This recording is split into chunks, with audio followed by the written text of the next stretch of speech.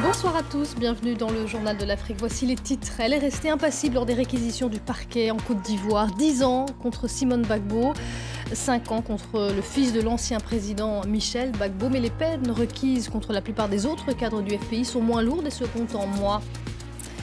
Un nouveau coup dur pour le président burundais confronté à de plus en plus d'opposition. À 4 mois des élections, l'évasion de son ennemi juré Hissène Radjabou, ex-chef du parti au pouvoir, suscite la polémique et soulève bien des interrogations à Bujumbura.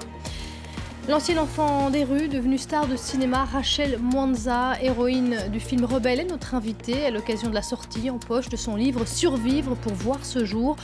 On parlera de son parcours hors du commun et des rapports qu'elle a gardés avec son pays d'origine, la République démocratique du Congo. 10 années de prison pour Simone Gbagbo, c'est la réquisition du parquet général de Côte d'Ivoire contre l'ex-première dame, accusée notamment de participation à un mouvement insurrectionnel durant la crise de 2010-2011 qui avait fait plus de 3000 morts. Plus de 80 autres pro-Gbagbo sont poursuivis à ses côtés.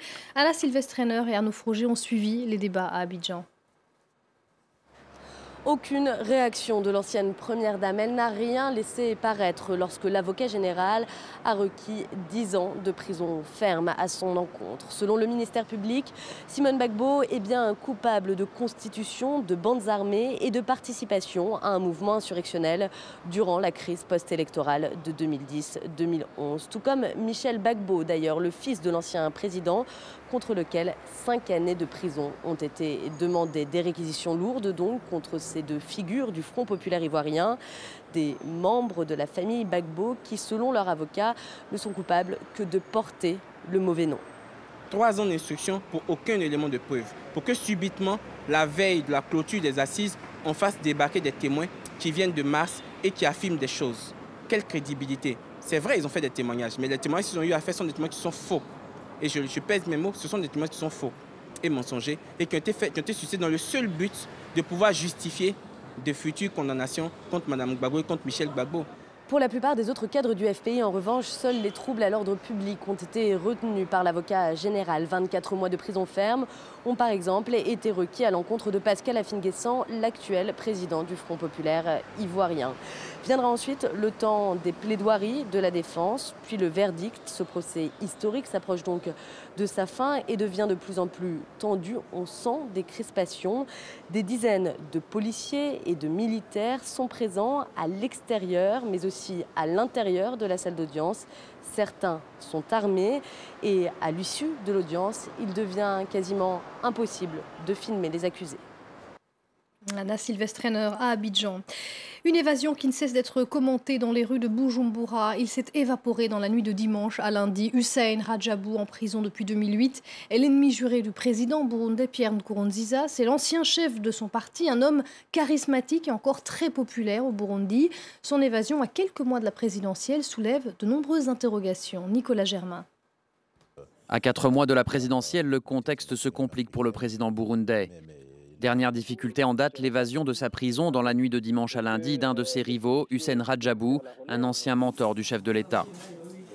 Il est évident que pour pouvoir s'évader, ce groupe a bénéficié de la complicité de ces 3 policiers, jusqu'à maintenant introuvables, avec les armes et la radio Motorola qu'ils utilisaient. L'avocat de Radjabou penche plutôt pour la thèse de l'enlèvement.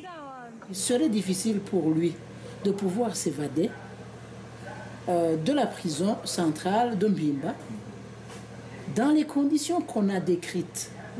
Parce que d'abord, il était dans une situation de semi-isolement. Il y a 10 jours, un événement avait déjà frappé les esprits au Burundi. Des milliers de personnes avaient accueilli en héros Bob Rugurika à sa sortie de prison. C'est un journaliste proche de l'opposition et ce triomphe a été interprété comme un message envoyé au président Nkurunziza pour qu'il ne se représente pas pour un 3e mandat. Si d'un côté il y a des politiciens qui vont salir l'image des médias, l'image de la société civile pour dire que ce sont les ennemis de l'État et que la même population vient exprimer leur soutien à la presse, c'est quand même un message à l'endroit de cette classe politique qui pour moi est en retard.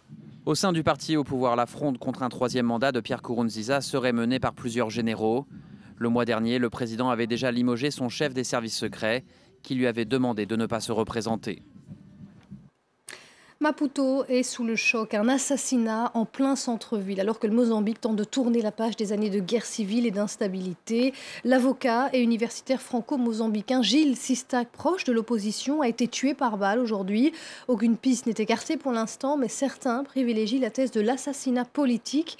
Originaire de Toulouse et naturalisé mozambicain, il avait clairement pris position pour le projet de décentralisation que l'opposition, la Renamo, entend défendre au Parlement.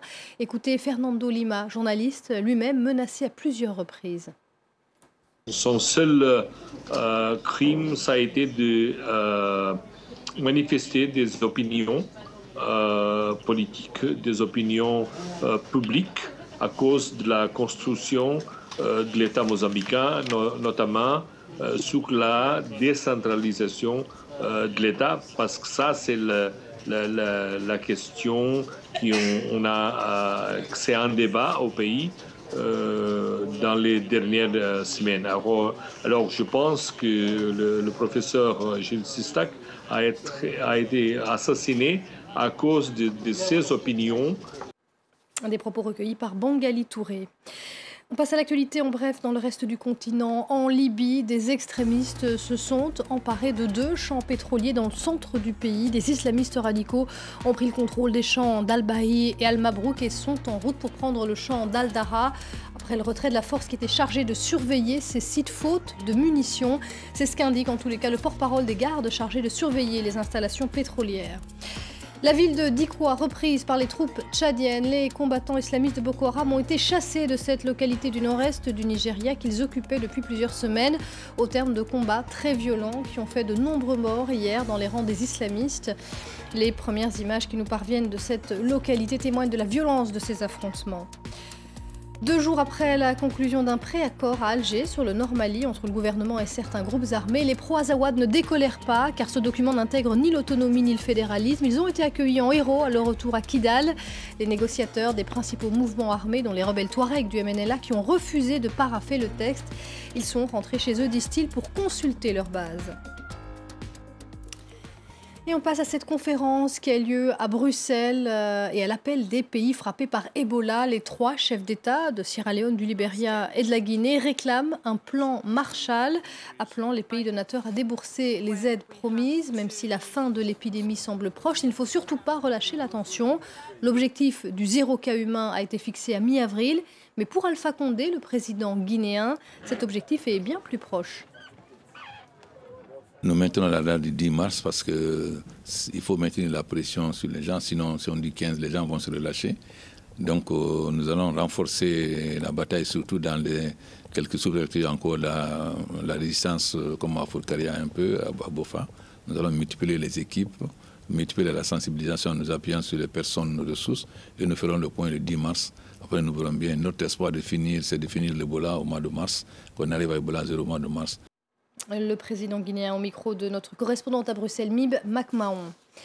On la surnomme la Cendrillon du Congo. Son histoire a tout. Il est vrai d'un conte de fées. Rachel Mwanza a vécu l'enfer des rues de Kinshasa avant de devenir star de cinéma, récompensée par un ours à Berlin, l'une des plus prestigieuses récompenses du 7e art pour sa prestation dans le film Rebelle. Ce fabuleux destin est conté dans un livre, Survivre pour voir ce jour, publié l'an dernier, mais qui paraît en édition de poche ce mois-ci. Un livre qui lui vaut de nombreux retours d'Afrique et d'ailleurs. Écoutez, Rachel Mwanza, elle était notre invitée tout à l'heure sur ce plateau. Il y a vraiment beaucoup de monde qui m'écrit sur Facebook, qui m'écrit par mail. Même dans ma communauté, là où je suis, il y a du monde qui vient me voir, qui me dit « Ouais, bravo ». Et qui eux aussi ont vécu des choses comme ça. Il y a beaucoup de monde dans ce monde qui ont eu des moments trop difficiles, des moments durs, qui ont pensé que c'était la fin du monde et ils ont vécu des choses plus dures. Alors, en lisant l'histoire, ils ont découvert qu'il y a du monde en Afrique qui souffre plus que ça. Mm-hmm.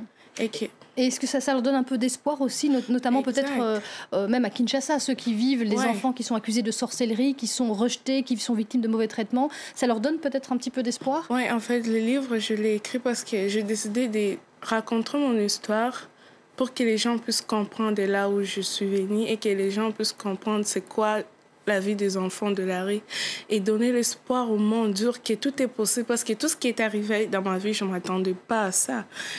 Et que si un enfant de la rue est arrivé à changer son destin, changer ses rêves, et alors vous qui vous êtes allé à l'école, tout ça, tout est possible. Et vous avez décidé de créer une association pour venir en aide justement à des enfants des rues qui ont vécu comme vous beaucoup de mauvais traitements. Oui. Est-ce que vous obtenez suffisamment d'aide, de soutien, notamment de la part des autorités sur place? Oui, exact. En fait, je suis ici pour les sorties de livres en poche, mais je suis ici aussi pour mes projets, parce que je vais travailler avec E4U pour des projets pour construire des écoles en Afrique. Mais j'aimerais bien commencer à Kinshasa parce que c'est là où je suis née et que je connais pour aider des jeunes. Voilà, Rachel Mwanza qui était notre invitée tout à l'heure. Jamais autant d'ivoire n'avait été brûlé en Afrique. Le président du Kenya a incinéré aujourd'hui à Nairobi 15 tonnes d'ivoire. Uhuru Kenyatta a promis de détruire d'ici fin 2015 l'ensemble du stock du Kenya, un stock estimé à 100 tonnes. La quantité brûlée aujourd'hui représente une valeur marchande de 30 millions de dollars environ. C'est la fin de ce journal de l'Afrique. Restez avec nous, l'info continue tout de suite sur France 24.